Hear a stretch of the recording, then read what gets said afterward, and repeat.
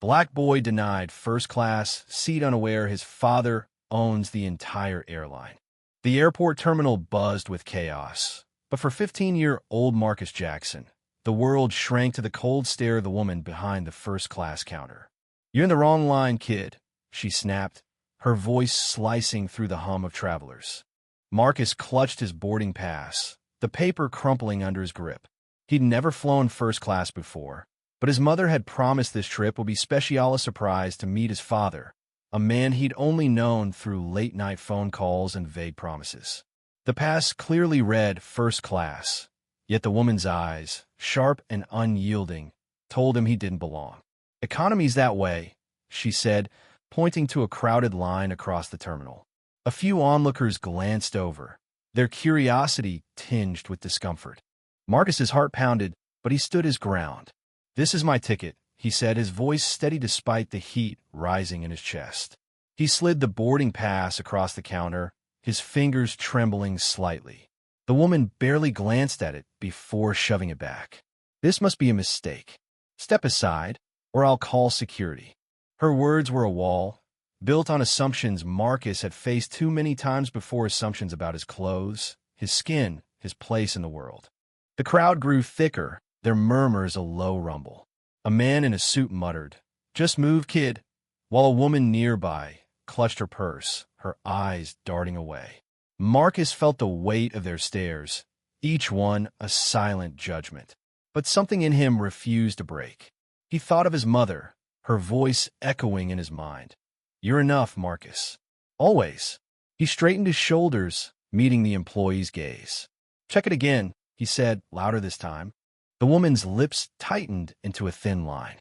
She tapped her keyboard with exaggerated force, her eyes flicking between the screen and Marcus as if he were a puzzle she didn't want to solve. "This ticket's not valid," she declared, her voice rising to draw attention. "You're holding up the line." A security guard approached, his hand resting on his radio, his presence amplifying the tension. Marcus's stomach twisted, but he didn't move. He couldn't. Not when he'd done nothing wrong. Behind him, a soft voice broke through. "What's going on here?"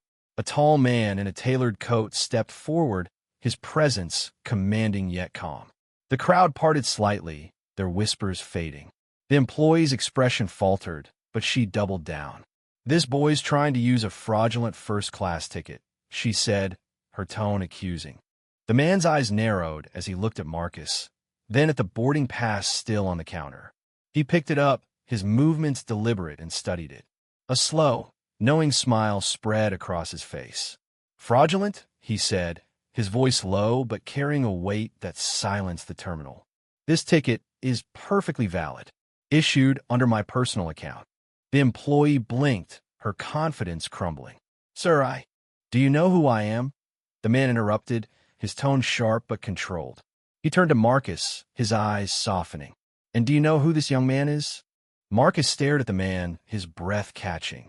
There was something familiar in his face, the same jawline, the same deep brown eyes Marcus saw in the mirror every day. The man placed a hand on Marcus's shoulder, his grip warm and steady.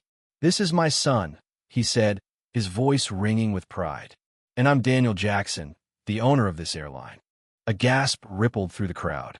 The employee's face drained of color, her mouth opening and closing like a fish out of water. The security guard stepped back, his hand falling from his radio. Marcus's mind reeled. His father? The man who'd been a voice on the phone, a shadow in his life, was here claiming him in front of everyone. Daniel turned to the employee, his expression hardening. "You judged my son before you even checked his ticket. You saw his skin and decided he didn't belong." His words were a blade, cutting through the tension. This airline was built on fairness, on giving everyone a seat at the table. You failed that today. The crowd was silent now, the weight of the moment sinking in. Marcus felt tears prick his eyes, not from sadness but from a fierce, unfamiliar pride. His father's hand tightened on his shoulder, grounding him. "Come on, Marcus," Daniel said softly. "Let's board together." As they walked toward the gate, the crowd parted, some faces apologetic, others ashamed. Marcus held his head high, his boarding pass no longer a piece of paper, but a symbol of his worth. The employee's voice called out, stammering an apology, but Marcus didn't look back. He didn't need to. His father's presence, the truth of who he was enough. On the plane, seated in first class, Marcus looked out the window as the ground fell away. His father sat beside him, quiet for a moment before speaking. "I'm sorry I wasn't there sooner," he said. "But I'm here now, and I'm proud of you." Marcus nodded, his throat tight. He'd faced the sting of prejudice, the weight of being judged for who he was. But in that moment, soaring above the clouds, he felt something stronger, a sense of belonging, not just in first class, but in his own skin. The world below might still judge him, but Marcus knew he'd never let it define him again. Thank you for listening. If you find it interesting, please like and subscribe to follow the next stories.